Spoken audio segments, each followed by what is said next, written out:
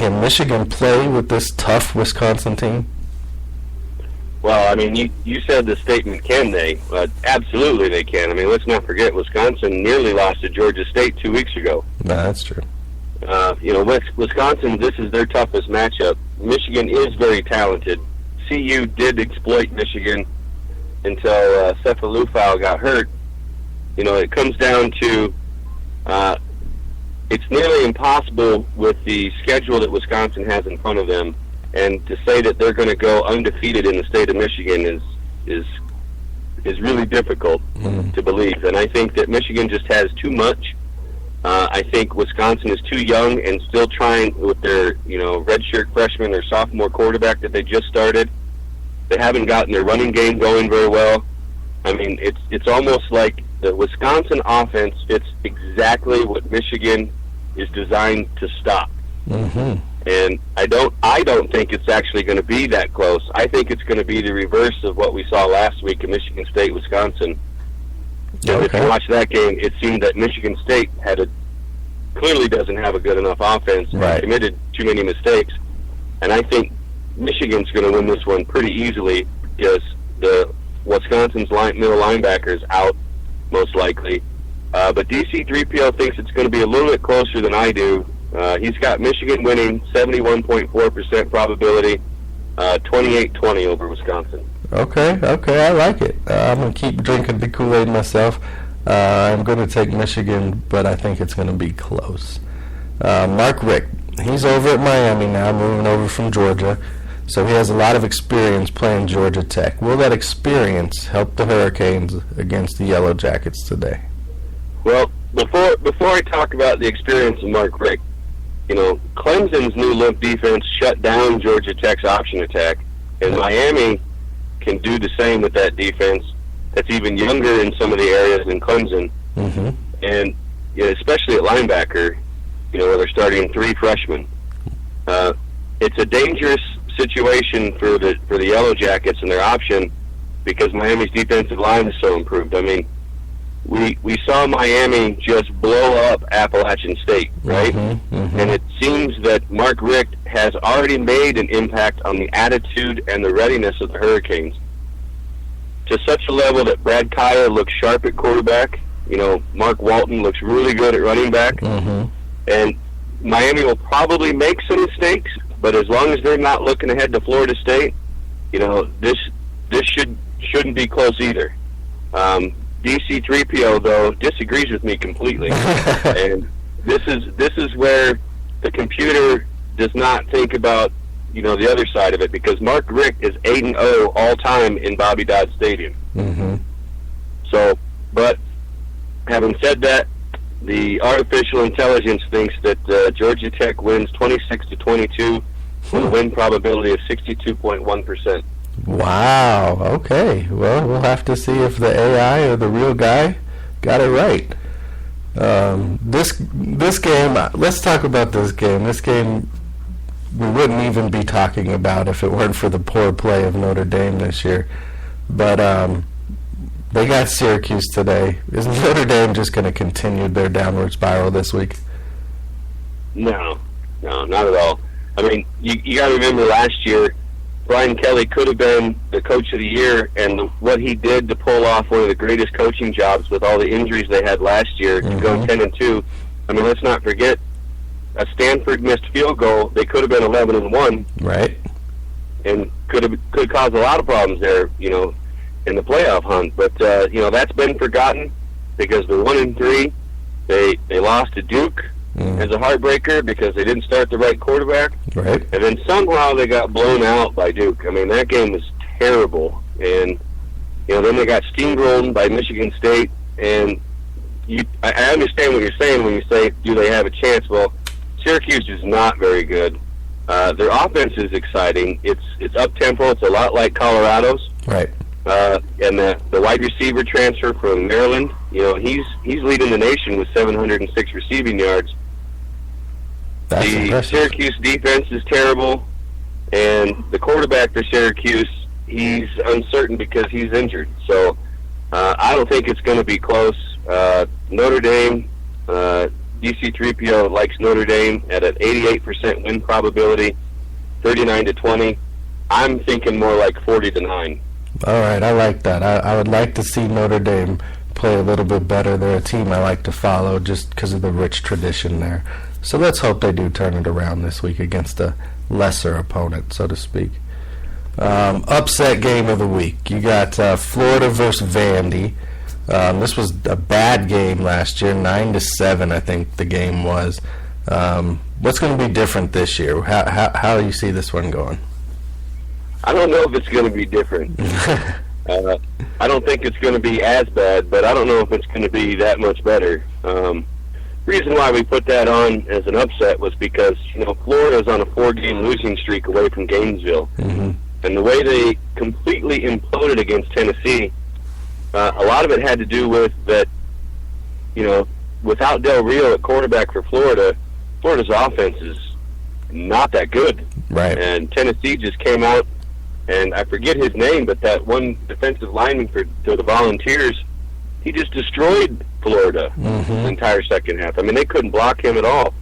And, that when you've got that kind of struggling offense, and you've got the word like potential, for the Commodores, who've had lapses this year. I mean, they gave up 8.1 yards per play to Georgia Tech, 6.8 yards per play to Western Kentucky.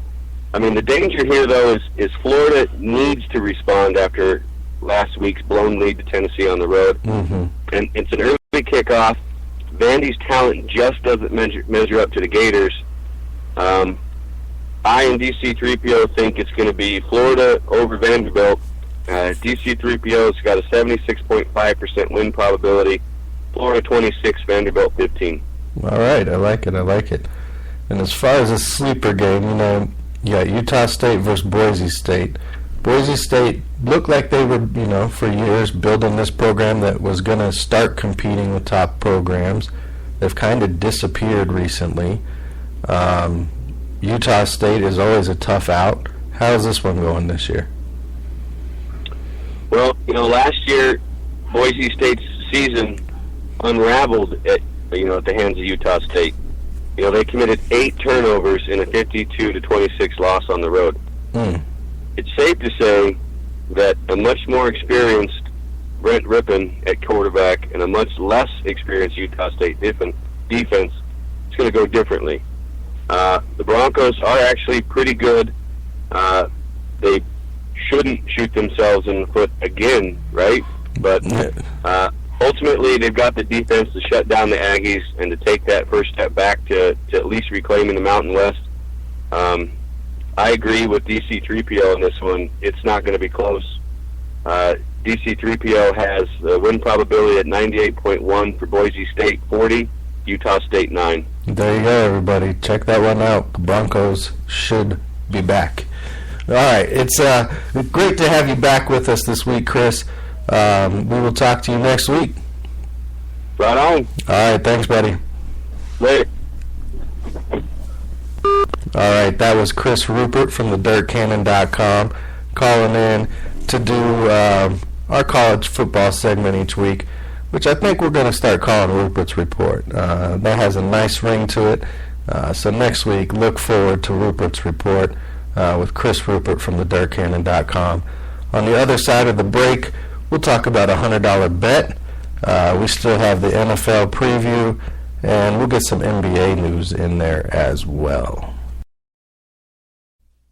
Hey guys, the NFL is back. It's time to win some cash playing fantasy football. The DirtCannon.com is a local company that has your back. They have produced over 60% winners on FanDuel, DraftKings, and now even Yahoo. The DirtCannon.com will help you build, play, and win. Build a better team with the DirtCannon.com. Use promo code RDST and get $5 off forever. And try the Silver membership this week for free. Visit thedirtcannon.com. Definitely check out the DirtCannon.com. They are a local company here in Colorado. We definitely like to support our local companies as they support us as well. I don't know if you guys saw this story. This story just jumped out at me because of the audacity of the guy and the audacity of the golfer as well. But we had, the Ryder Cups going on right now. In fact, if you want, you can flip over. NBC's got coverage going on this morning of the event right now. But the other day, we have an American fan at the Ryder Cup, and he's heckling the European team, just giving them the business, going off on them, saying everything he can get away with to not get kicked off the course, basically. And finally, I believe the golfer who had enough of it was Henrik Stenson. And, McIlroy had just missed a putt, and guys just, giving it to him. So Stenson, he's like, forget this. I bet you $100 you can't come out here and make the putt right now. So the guy comes out on the green with him. He's still giving the guys a little bit of jostling. And he even goes as far as to say, I need an American putter. Your guys' are too short. So, he's just being the heckler from, like, Happy Gilmore, just ripping into the guys, right? Something you don't normally see at a golf tournament, which is why it jumped out to me. It's like, what is this guy doing? So he brings him out there, lines him up for the putt. Guy takes the putt, sinks the putt. He knows it's going in with about 4 feet left. I mean, it's dead center. And he's wearing a red jacket. He does a Tiger Woods fist pump. He starts pumping the crowd up and raising the roof and all his business. And that's a fun side of golf, I guess, that you don't really ever see. Unless you're out on the course with your boys. You really don't get stuff like that. So it was fun to see. It was a little ridiculous. It was a little weird. The guy got to keep the $100. I believe there was another side bet on top of that. Like Dustin Johnson might have made like a $100 bet in support of the guy, thinking he would make it. So hey, now we got hecklers and golfers interacting. It is the world we live in, I guess. So Mike Tolberry, he did not like the service he got for his car, so he paid with change. He paid $3,900 in change for his auto repair. I thought that was funny, so I brought it up. Not much more to say about that story. NFL, it came out this week and admitted the pass interference call against Nevin Lawson in the Packers game that set up another touchdown was a bad call. So, there's another way the Lions could be affecting rules, and another way that the rules, just went against the Lions that shouldn't have. It's year after year now. Jose Aldo wants out of the UFC. He believes McGregor is ducking him, and he thinks he kind of runs the UFC right now, and it's not Dana White, and I can't really say I disagree with him. Eddie Alvarez is doing his thing, but Jose Aldo probably should have been his next fight. So, to that, whatever. Championship tattoos. What do you guys think about championship tattoos? How do you feel about them? Me, myself, I'm not big on getting a championship tattoo. Not after you've won the championship, and certainly not before you've won the championship.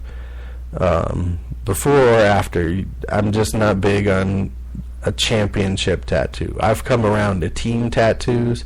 In the past couple years, I've actually gotten the beginning of my first Lions tattoo. There's more to come to be added to it.